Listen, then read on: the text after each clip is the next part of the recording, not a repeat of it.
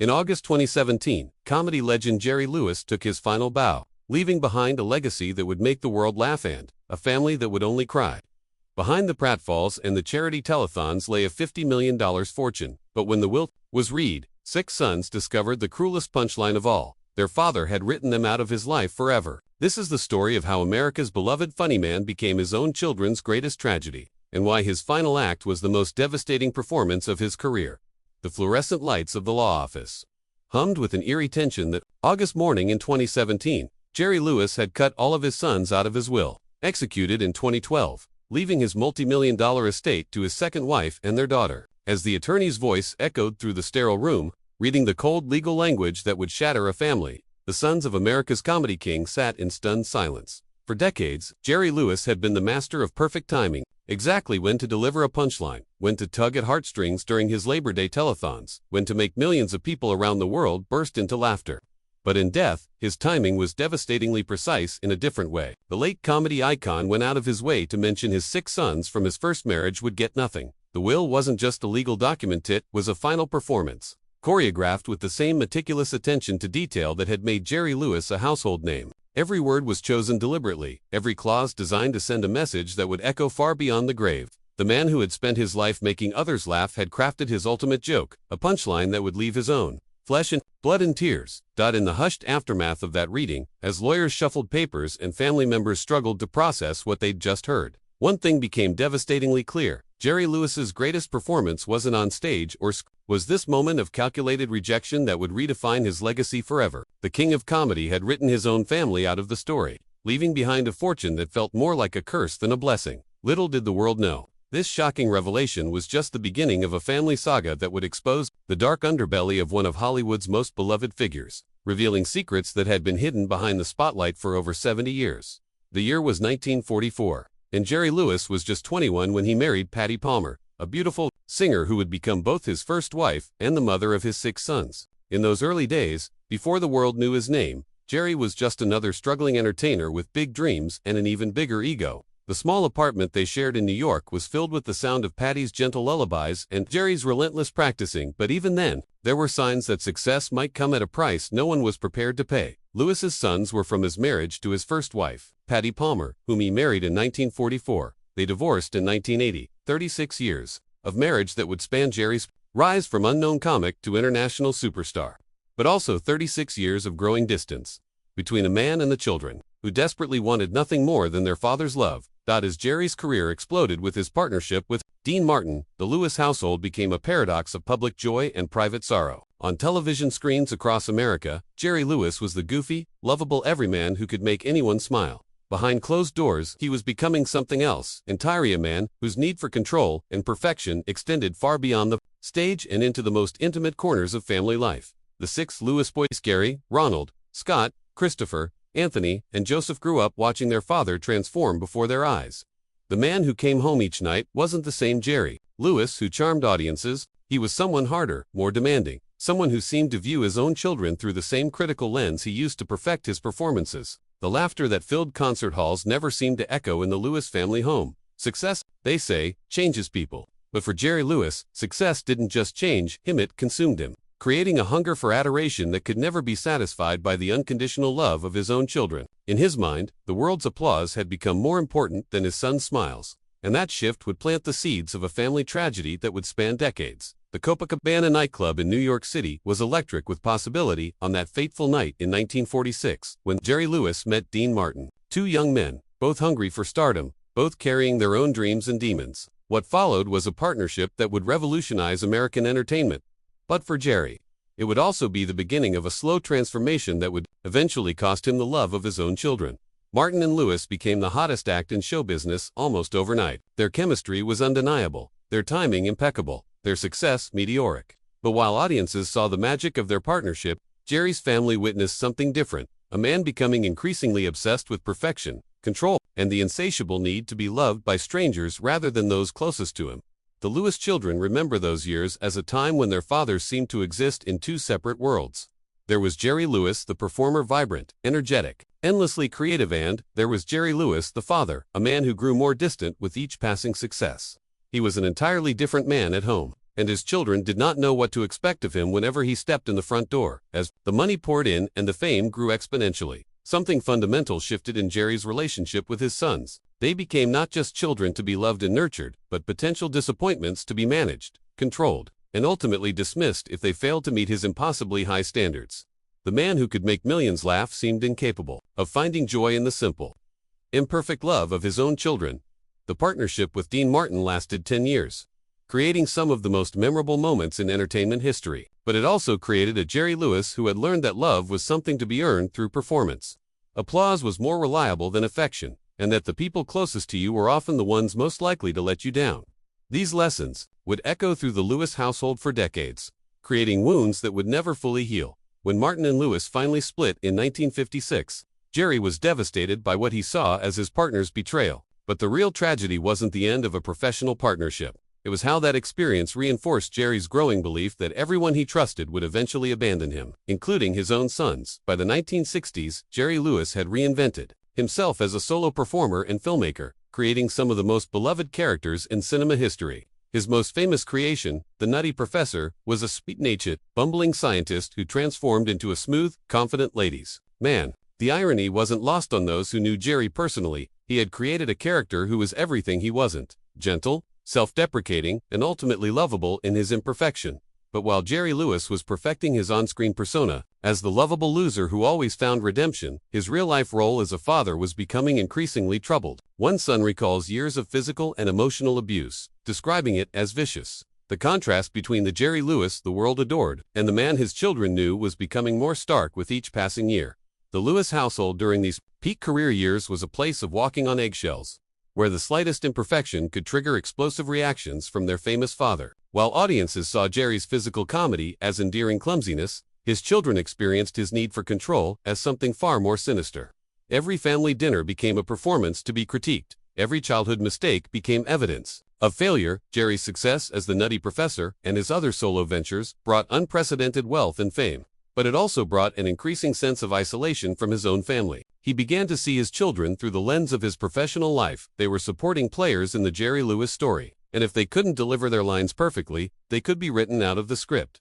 The film industry praised Jerry Lewis for his innovation, his physical comedy, and his ability to connect with audiences of all ages. But the children living under his roof were experiencing a different Jerry Lewis, entirely one whose perfectionism had curdled into cruelty, whose need for control had become tyranny, and whose capacity for love seemed to have been completely consumed by his hunger for public adoration. As Jerry's career soared to new heights, the distance between him and his sons grew into a chasm that seemed impossible to bridge. The man who could make the world laugh had forgotten how to bring joy to his own home, and his children were paying the price for their father's success.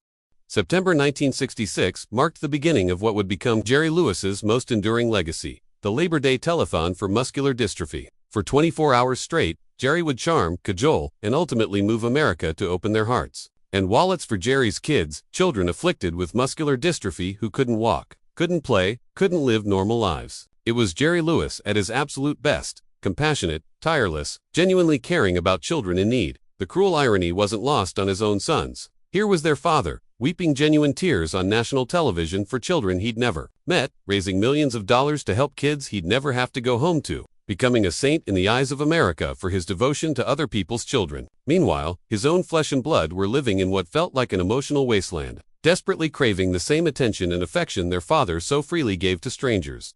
The telethon years transformed Jerry Lewis into something approaching a secular saint in American culture. He was the man who cared so deeply about suffering children that he would exhaust himself year after year, pushing his aging body to its limits to help kids who had no one else to turn to. The image was powerful, moving, and completely genuine. Lewis truly did care about those children, but his own sons watched from the shadows, wondering why their father's enormous capacity for love seemed to exclude them. As the telethons grew bigger and more successful, raising hundreds of millions of dollars over the decades, Jerry's public image solidified as America's most devoted father figure. He was everyone's dad, everyone's hero, everyone's symbol of selfless dedication to children. But the Lewis boys knew a different truth. Their father had enough love for every child in America, except the ones who shared his name. The psychological toll on Jerry's sons during these years was immense. They watched their father receive endless praise for his devotion to children, saw him honored and celebrated for his paternal instincts, witnessed him being hailed as a model of what fathers should be, and then they went home to a man who seemed incapable of showing them even a fraction of the warmth he displayed so publicly for others. The telethon years cemented Jerry Lewis's reputation as one of America's greatest humanitarians, but they also deepened the wound between him and his children, creating a public-private divide that would eventually prove impossible to bridge. The man who was father to millions of disabled children couldn't find it in himself to be a real father to his own sons. By the mid-1970s, the Lewis marriage was crumbling under the weight of Jerry's fame, his increasingly erratic behavior, and the growing distance between him and his family. Patty Palmer, who had stood by her husband through his rise to stardom, watched helplessly as the man she'd married disappeared behind the persona he'd created. The Jerry Lewis the world loved was consuming the Jerry Lewis she'd fallen in love with, leaving behind someone she barely recognized. The 6 Lewis boys found themselves caught in the crossfire of their parents' disintegrating relationship. Their father's behavior had become increasingly unpredictable, his demands more unreasonable, his capacity for cruelty more pronounced, but they still clung to the hope that somewhere beneath the celebrity, the perfectionist, and the increasingly bitter man, their real father still existed, that somehow they could find their way back to whatever love had once existed in their family. They divorced in 1980, ending 36 years of marriage and formally dissolving what had been a troubled family unit for decades. But the divorce papers couldn't capture the real tragedy: 6 young men who had spent their entire lives trying to earn their father's approval, only to watch him walk away from them as easily as he'd walk off a stage after a performance. During the divorce proceedings, Jerry's true feelings about his first family became increasingly apparent. He seemed to view Patty and the boys not as people he'd once loved, but as obstacles to his happiness, reminders of a life he wanted to leave behind. The man who had built his career on playing the sympathetic underdog showed no sympathy for his own children, who were about to become the biggest underdogs of all. The emotional devastation of the divorce extended far beyond the legal proceedings. For Jerry's sons, it represented the formal end of any hope they'd harbored that their father might someday show them the love they'd always craved. They were being divorced not just from their father's household, but from his heart, his future, and ultimately, as they would later discover, from his fortune. As Jerry Lewis walked away from his first family, he was already beginning to construct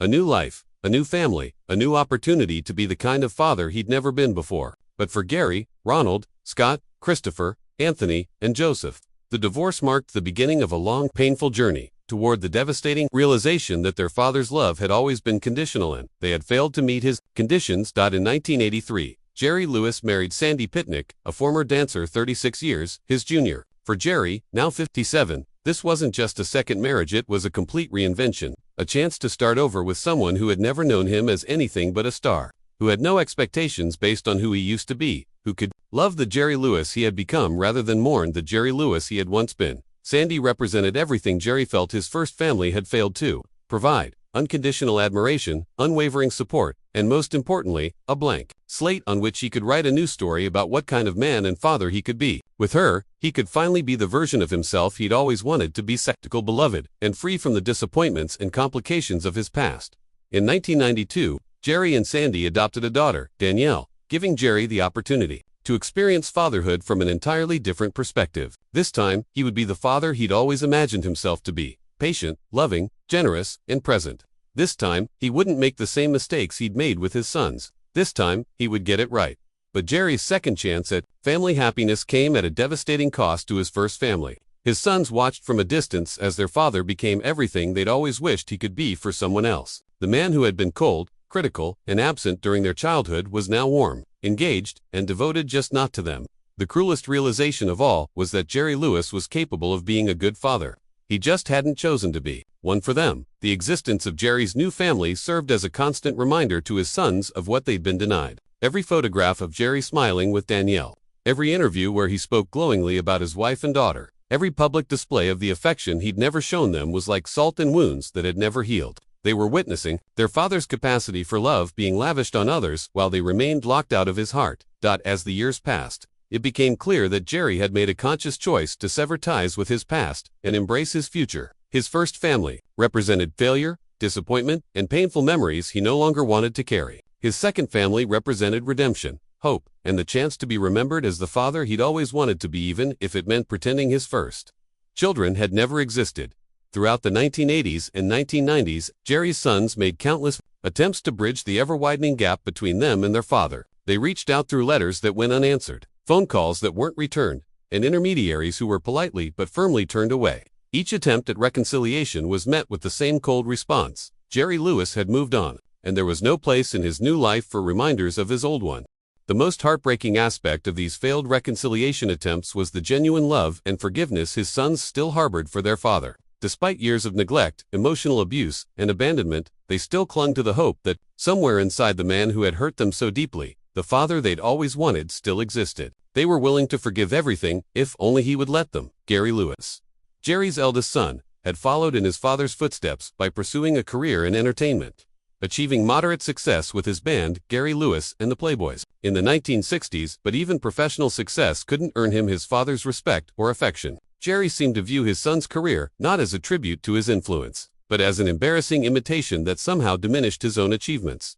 The other Lewis boys pursued various paths in entertainment, others in completely different fields, but all carried the same burden: the knowledge that no matter what they accomplished, it would never be enough to earn their father's love. They had been tried, judged, and found wanting by the one person whose approval mattered most to them, and nothing they could do seemed capable of changing that verdict. His children did not know what to expect of him whenever he stepped in the front door, and as the years passed, they no longer had to worry about that uncertainty because he stopped coming through their doors at all. Jerry had made his choice. His new family would receive all the love and attention that his first family had been denied. The psychological toll of these failed reconciliation attempts was devastating.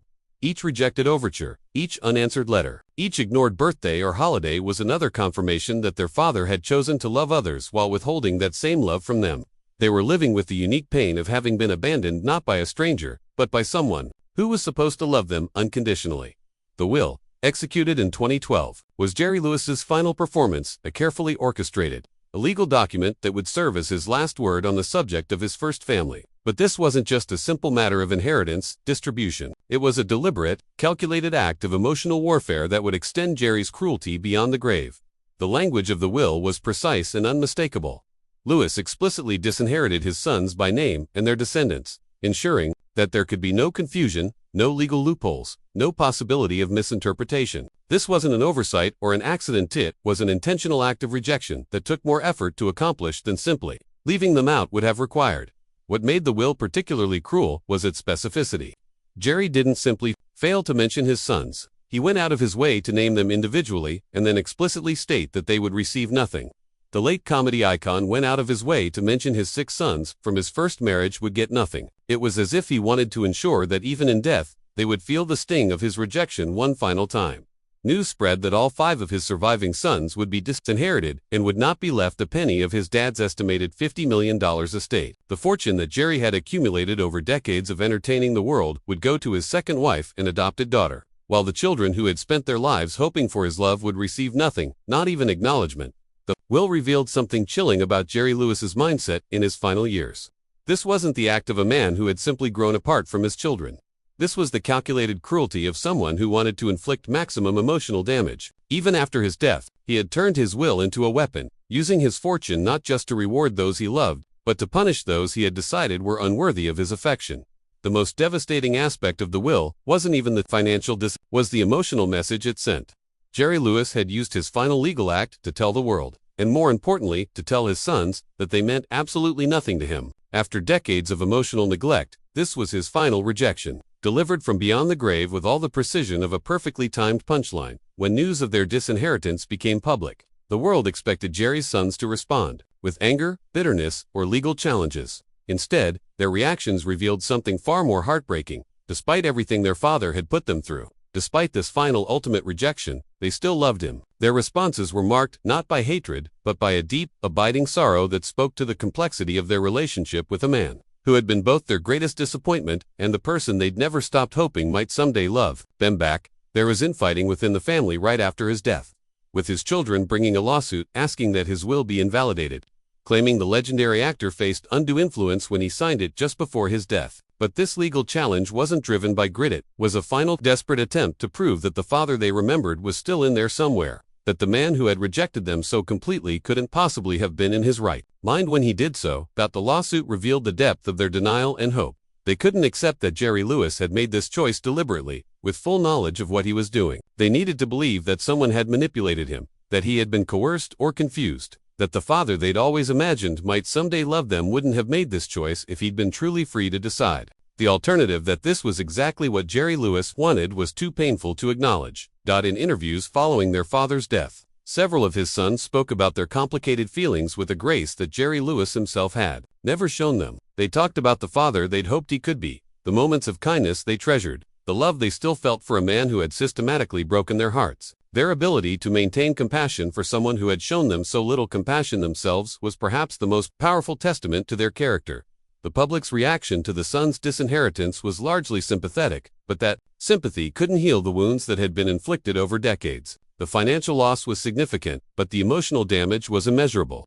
Jerry Lewis had succeeded in his final goal, ensuring that even after his death, his children would continue to suffer for the crime of being his sons. What emerged from the aftermath of Jerry's death was a portrait of 6 men who had spent their entire lives trying to understand why their father couldn't love them, and who had ultimately concluded that the fault must somehow lie with them. Even in their final rejection, they continued to search for ways to excuse or explain their father's behavior. Unable to accept the simple, devastating truth, Jerry Lewis had chosen not to love them, and that choice said everything about him, and nothing about them. In the aftermath of Jerry Lewis's death and the shocking revelation of his will, a darker picture began to emerge of what life had really been like in the Lewis household. One son recalls years of physical and emotional abuse, describing it as vicious.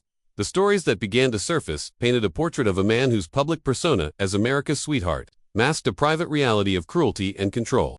The physical abuse was bad enough, but the emotional torment may have been even more devastating. Jerry Lewis was a master of psychological manipulation, using his wit and intelligence to tear down his children rather than build them up. He knew exactly which words would inflict the most damage, which criticisms would cut the deepest, which rejections would hurt the most. His comedy timing served him well. In these cruel moments, he knew exactly when to deliver the verbal blow that would shatter his children's confidence. The pattern of abuse extended beyond individual incidents to encompass a systematic campaign of emotional destruction that lasted for decades. Jerry seemed determined to prove to his sons that they were failures, disappointments, unworthy of love or respect. He used every tool at his disposal, his fame, his money, his connections, his sharp tongue to reinforce this message until his children began to believe it themselves. What made the abuse particularly insidious was the way Jerry could switch between cruelty and charm, often within the same conversation. One moment he would be tearing his children apart with vicious criticism, the next he would be the famous Jerry Lewis, full of jokes and smiles, acting as if nothing had happened. This emotional whiplash kept his sons constantly off balance, never sure which version of their father they would encounter. The psychological impact of growing up with such treatment was profound and lasting. Jerry's sons developed the kind of deep-seated insecurity that comes from having your worth constantly questioned by someone whose opinion matters more than anyone else's. They spent their adult lives trying to prove themselves worthy of love they would never receive, carrying wounds that no amount of success or happiness could fully heal. Perhaps the most tragic aspect of these revelations was how they illuminated the complete disconnect between Jerry Lewis, the public figure, and Jerry Lewis, the private man. The same person who could move audiences to tears with his vulnerability and humanity was capable of breathtaking cruelty toward his own children. It was as if his capacity for empathy was finite, and he had chosen to spend it all on strangers, rather than the people who needed it most. Jerry Lewis's estimated $50 million estate represented more than just decades of successful entertainment. It was the tangible proof of everything his sons had been denied. Every dollar in that fortune represented a laugh he had earned from strangers while withholding smiles from his children. Every investment represented security he had provided for others while leaving his sons emotionally and now financially abandoned. The size of the fortune made the disinheritance even more cruel. This wasn't a case of a struggling performer with limited assets making difficult choices about inheritance. Jerry Lewis was wealthy enough to take care of everyone he claimed to love, but he had chosen to define that circle of love so narrowly that it excluded his own flesh and blood. The money existed. The will to share it with his sons did not. What made the financial rejection particularly painful was what it revealed about Jerry's priorities. The multi-million-dollar estate would likely go to his second wife and their daughter, proving that Jerry Lewis was capable of generosity and financial responsibility, just not toward his first family. He had the means to help his sons, to provide for his grandchildren, to leave a legacy of love rather than rejection. He simply chose not to. The irony wasn't lost on anyone familiar with Jerry's career. This was a man who had spent decades raising money for other people's children, who had made charity his defining characteristic, who had built his reputation on caring for those in need. Yet when it came to his own children, who were certainly in need of their father's love and support, his generosity dried up completely. The fortune that Jerry left behind served as a constant reminder of what his sons had lost. not just financially, but emotionally. Every dollar represented their father's time, energy, and attention, resources he had poured into building wealth while neglecting to build relationships with his children. The money had been his priority. They had not. In the end, Jerry Lewis's fortune became a symbol of everything wrong with his priorities. He had spent his life accumulating wealth and fame while impoverishing himself emotionally, building a financial legacy while destroying his family legacy. The $50 million was impressive, but it paled in comparison to the love of 6 sons. Love that had been freely offered for decades and consistently rejected until it was too late to reclaim. The children brought a lawsuit asking that his will be invalidated, claiming the legendary actor faced undue influence when he signed it just before his death. But anyone who understood the true dynamics of the Lewis family knew this legal challenge wasn't really about money. It was about dignity, recognition, and the desperate hope that their father's final act of rejection might somehow be reversed. The legal proceedings revealed the depth of the sons' psychological wounds. Their claim of undue influence was less about legal strategy, and more about their inability to accept that Jerry Lewis had made this choice deliberately, with full knowledge of its impact. They needed to believe that someone had manipulated their father into disinheriting them, because the alternative, that this was his free and considered choice, was too painful to acknowledge. The lawsuit became a public spectacle. With Jerry Lewis's private family dynamics exposed for all the world to see, the media coverage was intense, often sensational, and frequently failed to capture the real tragedy at the heart of the story. This wasn't just a typical celebrity inheritance dispute. It was the final chapter in a decades-long story of parental rejection and filial love that had persisted despite overwhelming evidence that it was unrequited. As the legal battle dragged on, it became clear that the sons faced an uphill struggle. Jerry's will had been carefully crafted, his disinheritance explicit and intentional. The law was clear, and Jerry Lewis had followed it precisely. He had every legal right to dispose of his fortune as he saw fit, even if that disposal was motivated by cruelty rather than justice. The most heartbreaking aspect of the legal challenge was what it revealed about the sons' continued hope for reconciliation. Even after their father's death, they were fighting not just to overturn a will, but to overturn their father's final judgment of them. They wanted the world to know that they weren't the failures their father had declared them to be, that they deserved better than the rejection he had chosen to give them. Ultimately, the legal battle served to highlight the fundamental unfairness of a system that protected Jerry Lewis's right to be cruel while offering no protection to his children against that cruelty. The law recognized his property rights, but not their emotional rights. His freedom to dispose of his wealth, but not their right to be treated with basic human dignity by the man who had brought them into the world. The public reaction to Jerry Lewis's disinheritance of his sons was swift and largely sympathetic, not to Jerry, but to the children he had rejected. The man who had been beloved as America's comic sweetheart suddenly found his legacy under scrutiny as people began to question how someone who had built his reputation on caring for children could be so cruel to his own. The revelation shattered many people's image of Jerry Lewis. For decades, he had been seen as the ultimate father figure, the man who cared so deeply about children that he would exhaust himself yearly to help those afflicted with muscular dystrophy. The discovery that this same man had systematically, emotionally abused and ultimately disinherited his own children created a cognitive dissonance that many fans found difficult to reconcile. Social media exploded with commentary about the case, with many people sharing their own stories of difficult relationships with parents and expressing solidarity with Jerry's sons. The disinheritance had touched a nerve in American culture, highlighting the painful reality that sometimes the people who are supposed to love us most are capable of the greatest cruelty. Entertainment industry colleagues found themselves in an awkward position, having to reconcile their professional memories of Jerry Lewis with these new revelations about his private life. Many chose to remain silent, unwilling to either defend or condemn a man who had been a significant figure in their industry. Others expressed shock and disappointment that someone they had respected could treat his own children so callously. The story became a cautionary tale about the dangers of celebrity worship and the importance of separating public personas from private realities. Jerry Lewis had been so successful at crafting his public